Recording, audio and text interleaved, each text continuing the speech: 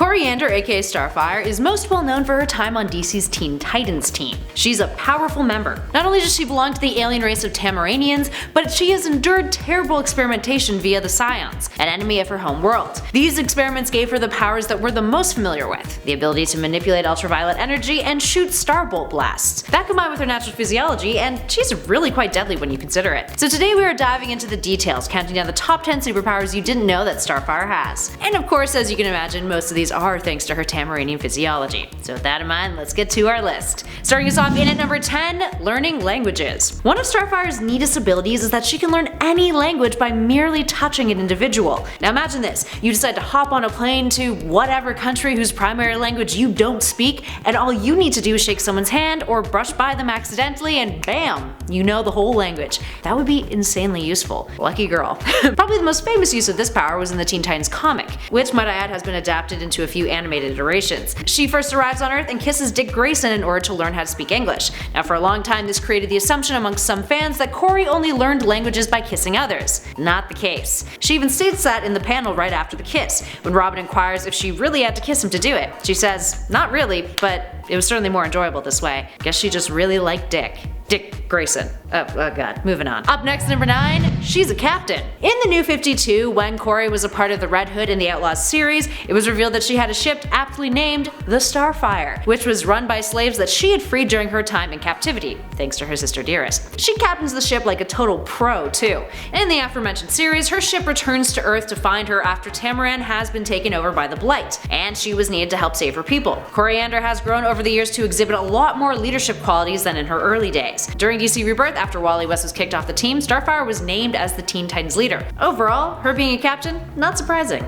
Moving on to number 8, emotions. In multiple iterations of the character, Kori's emotions play a large part in the scope of her powers. Her emotions can affect the strength of her attacks. This is another trait of Tamaranians. While they will draw their power from another thing that we'll be discussing a little bit later on our list, Tamaranians focus their power through their emotions and feelings. This can be a bit of a double-edged sword, as you can imagine, a benefit and a weakness depending on the mental state Kori is in. But often, it allows her to unleash a wicked amount of power, if she's enraged enough. Up next, number 7, an extended lifespan. Despite her youthful appearance and membership with the Teen Titans, Kori is old. Like, really old. In Tamaran years, she's approximately 156. Yikes.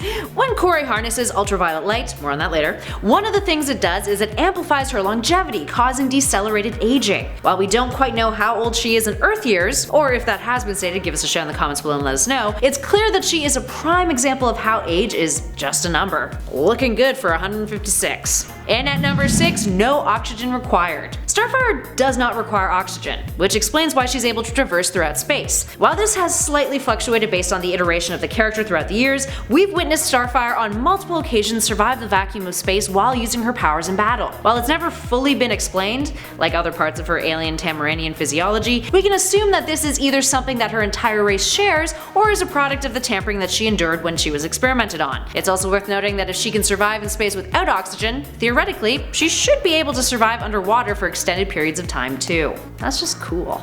And at number 5, she can melt metal. Now when it comes to Kori and melting metal, we're not just talking about her starbolts here, people. Kori is able to melt metal with her skin. By touching metal, she can liquefy it if she so pleases. Now we've seen this go down in both the comics and the recent Titans live action adaptation. In the comics, specifically in the New 52 when she was running with Red Hood, Starfire melted a gun of Jason Todd's when it touched her skin. Then in Titans, Kori uses this power to melt bullets in the pilot episode, which technically can also be attributed to the extreme amount of heat from the energy her body emitted in that scene, but still, they melted. And at number 4, explosive sneezes. Like, no word of a lie, not joking on this one. If you're a fan of the animated Teen Titans series, the one that ran from 2003 to 2006, you might be aware of this funny little power. In an episode titled Apprentice 1, we learn that Kori has an interesting allergy, metallic chromium. What on earth is that? Well, it is a rare metal occasionally used as a power source, and Starfire can't be around it without developing flu-like symptoms. Apparently this is something that ails a lot of Tamaranians on her home planet. Anyway, when Starfire sneezes during this episode thanks to her allergy,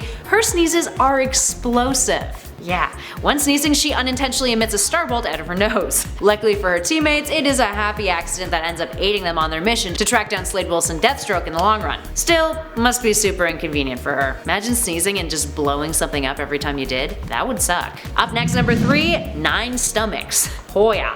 Starfire has a very fast metabolism, that much is obvious. It sometimes seems that she's got an endless appetite and yet maintains one hell of a superhero physique. That is because girl has 9 stomachs. She delves into this fact in the Teen Titans animated series, although we found ourselves wondering what on earth the anatomy of a Tamaranian must look like on the inside if she's got 9 stomachs. Where does she fit all those stomachs? Are they very small? Do they have wickedly fast digesting processes? There's a lot we don't know. But one thing we do know is that Tamaranians definitely have a much more complex physiology than us humans. I'm gonna stick with my 1 stomach, thank you very much. And at number 2, she absorbs ultraviolet radiation. Finally, we mentioned this a few times in earlier numbers. Starfire and those of the Tamaranian race are able to absorb ultraviolet radiation, or light, which gives her her powers. While she was further altered after being captured alongside her sister and experimented on, this skill set is one that is native of the Tamaranian people. Kori's use of ultraviolet radiation is just further amplified, which allows her to shoot her starbolts. Anyway, this radiation is converted into pure energy, hence why she can fly,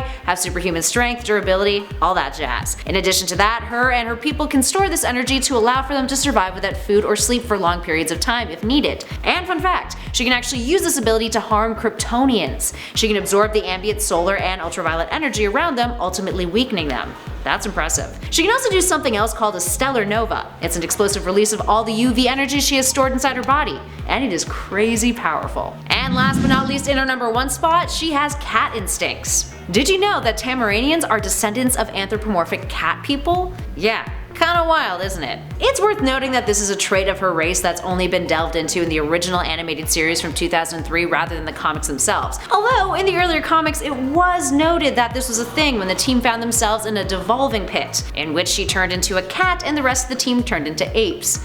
Like devolving, the opposite of evolving? Yeah. This has been seemingly retconned these days though. And despite this, the results of this ancestry, regardless of the medium, are pretty much the same. Starfire and others of her race are all very nimble, lean, flexible, and strong. And they're fierce to boot. And if that doesn't sell you, consider this. During the animated series, there's been instances where Kori has been transformed into a literal cat, and she fits into that body like it's a second home. I mean, that'd be cool, descending from cats instead of apes. Although, opposable thumbs, you know? I'd miss that. Alright, there we have it, friends. What powers of Starfires do you love the most? Give us a shout in those comments below and let us know your thoughts and feels. If you guys dug this video, you know what to do. Spread that love, hit that thumbs up button, and be sure to subscribe and become part of the Nerd Squad. We'd love it if you stuck around some more. In the meantime, thanks for watching, friends. I'll catch you all in the next one. Give us a shout in those comments below and let us know your thoughts. Let us know your thoughts. Most of these are thanks to her Tamaranian fights. Me. Intros are hard. In the series, her ship ends up returning to Earth after… No, let's scroll back because I'm just guessing what I wrote now. I want to make a share joke, but I'm just not going to. Itchy forehead. In addition to… Oh. Well, it is a real…